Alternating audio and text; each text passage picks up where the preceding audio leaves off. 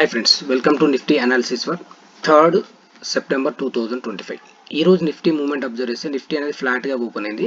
నిన్న మనం ఏదైతే రెసిస్టెన్స్ లెవెల్ అనుకున్నామో 24,780 నుంచి 680 నుంచి 700 రేంజ్ ఏదైతే అనుకున్నామో ఆ రేంజ్ క్రాస్ అయింది. బట్ ఇక్కడ మనకు ఒక లాంగర్ టైం ఫ్రేమ్లో కన్సాలిడేట్ అవ్వడం జరిగింది. అంటే మనకు ఆల్మోస్ట్ 10 o'clock నుంచి చూస్తే 12:31 ఆ టైం వరకు ఒక లాంగ్ టైం కన్సాలిడేట్ అయింది. తర్వాత సెకండ్ హాఫ్లో ఒక ప్యానిక్ సెల్లింగ్ అనేది రావడం జరిగింది. ఆ ప్యానిక్ సెల్లింగ్ వచ్చేసి మోర్ దాన్ 200 పాయింట్స్ ఫాల్ చూడడం జరిగింది.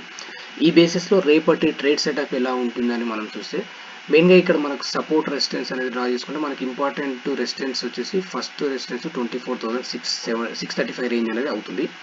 ఎప్పుడైతే నిఫ్టీ అనేది ఫ్లాట్గా ఓపెన్ అయ్యి 24 ఈరోజు లో ఏదైతుందో 24,520 ఆ రేంజ్ సపోర్ట్ తీసుకొని స్లో అండ్ స్టడీగా ఈ రేంజ్ క్రాస్ అవుతాయి. అంటే 24,635 రేంజ్ క్రాస్ అయితే ఫర్దర్ హయ్యర్ రేంజ్ వెళ్ళడానికి ఛాన్స్ ఉంది.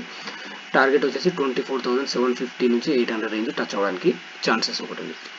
అదేవిధంగా మనకి ఇక్కడ 24,635 ఆ రేంజ్లో బేరిష్ ప్యాటర్న్ ఫామ్ అవుతాయి. 635 నుంచి 650 రేంజ్లో బేరిష్ ప్యాటర్న్ ఫామ్ అవుతాయి. ఫర్దర్గా ఇక్కడ నుంచి ఒక ఫాల్ అనేది చూడడం జరుగుతుంది.